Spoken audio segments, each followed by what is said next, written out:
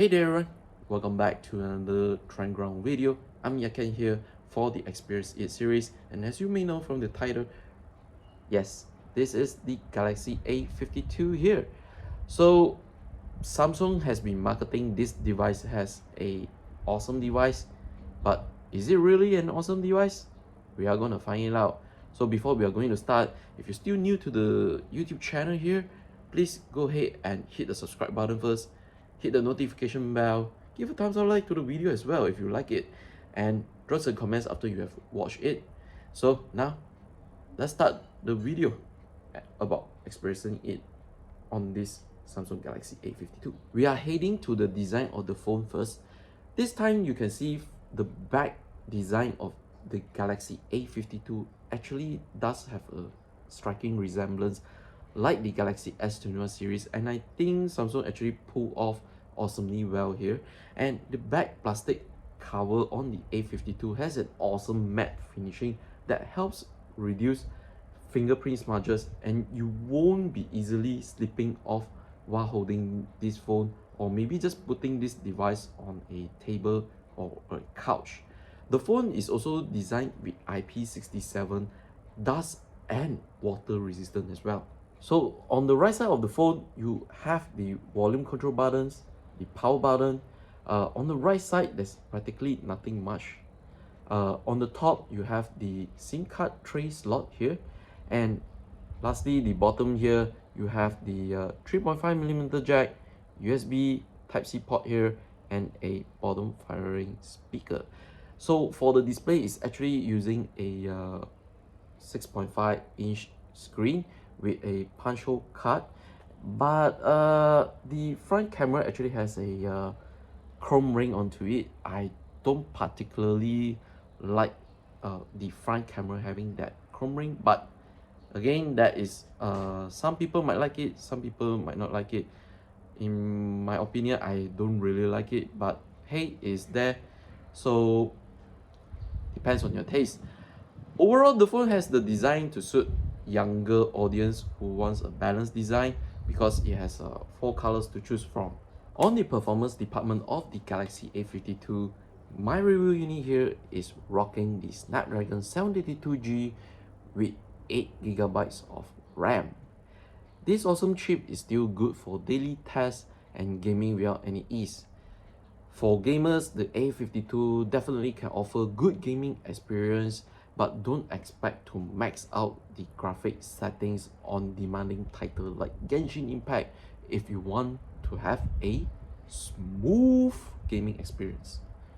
The device is running One UI 3.1 and Android 11 out of the box, so it will definitely offers a professional feel for casual users. For the battery department on the Galaxy A52, it is actually packed with 4500 mAh battery, which actually is sufficient to last till the whole day, but it also depends on each individual usage.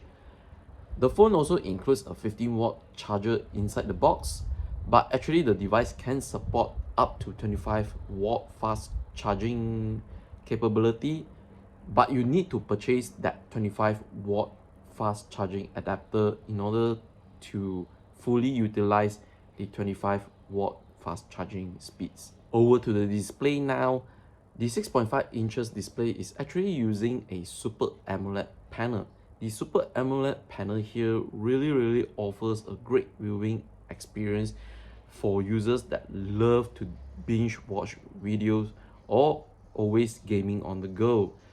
The display also offers 90Hz fast refresh rate, which is awesomely good for users that love smooth scrolling. Not only that, the max brightness is actually maxed out at 800 nits, which I think is quite good for indoor usage, but not for outdoor, especially during the sunny weather, because it's kind of difficult to look on it. The Galaxy A52 also offers a really good audio experience thanks to the top and bottom firing stereo speaker setup. The speakers emit quite loud, but it's not as loud like some flagship smartphones.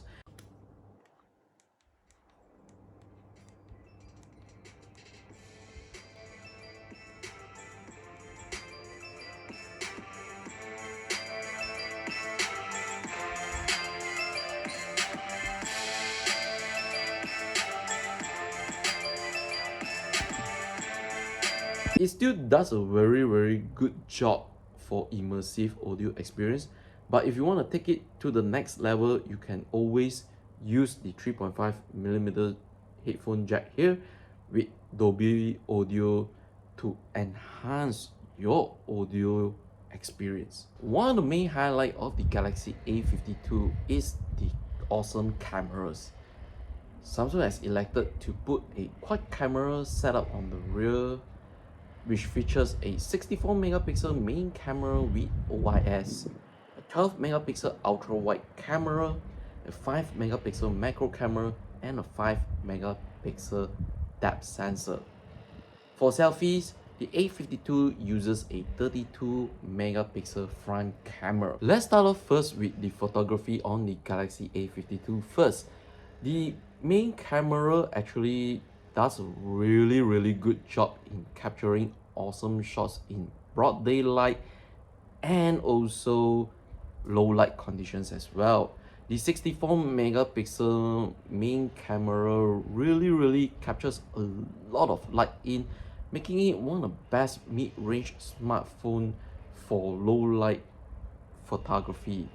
And also because it has OIS, you don't have to worry about your hand shakiness, which will make the photos blurry, because the OIS is definitely here to help you capture steady, clear and crisp shots. The ultra wide angle camera on the Galaxy A52 really can capture awesome wide shots during broad daylight. However, in low light situation, yeah, photo qualities will tend to be a little bit soft and grainy. The macro camera is also quite good in capture up close subjects. Photo quality on the 5 megapixel macro camera is quite okay for uploading to your social media accounts as well. Last but not least, the front camera actually can capture really nice selfie photos, especially in broad daylight. However, in low light conditions, depending on the lighting situations, the photos might tend to be a little bit soft. The night mode on the Galaxy A52 is actually available for the main camera, ultra wide camera, and also the front camera as well. The photos taken in night mode is good, but it tends to blow up the brightness a bit too much, especially when signages with lighting. The night mode just brightens up the light too much, making it difficult to read the signage anymore. As for video recording, the main camera on the Galaxy A52 can shoot up to 4K 30 frames per second, but you're actually losing out electronic image stabilization at 4K format. EIS only kicks in at 1080p 30 frames per second. Alright guys, so I'm actually recording this via the Galaxy A52 main camera. Okay, 4K 30 frames per second. How's the video quality and the audio? The videos from the main camera in 4K looks good, and you still can enhance it even much better via some video editing. The ultra wide angle camera surprised me the most because it can actually capture 4K 30 frames per second video, which actually looks good during broad daylight. Alright guys, so this is the Galaxy A52 shot with the ultra wide angle lens, 4K 30 frames per second. How's the video quality and the audio as well? However, in low light conditions, it will tend to suffer soft details and noisy as well. Meanwhile, the macro camera, you can't do any videos here, but to be honest, the thing that I really love the most is actually the selfie camera, because it can capture 4K 30 frames per second video, which looks really good in broad daylight and low light conditions as well. Alright guys, so I'm actually recording this via the Samsung Galaxy A52 front-facing camera, 4K 30 frames per second. How is the video quality? Alright guys, so this is the Galaxy A52's front-facing camera in 4K 30 frames per second. How's the video quality and the audio as well? Okay, so let's wrap up things with my final verdict on the Galaxy A52. The device in Malaysia is priced at 1,499 ringgit Malaysia and has great design with solid build quality, awesome cameras, good battery life, and amazing display and audio setup as well.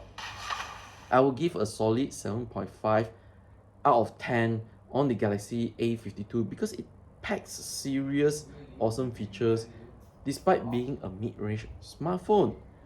The device suits for content creators, gamers, and casual users who need a device that does an awesome job without paying a high price. So special thanks to Samsung Malaysia for providing the device for content purposes. However, this is not a paid content.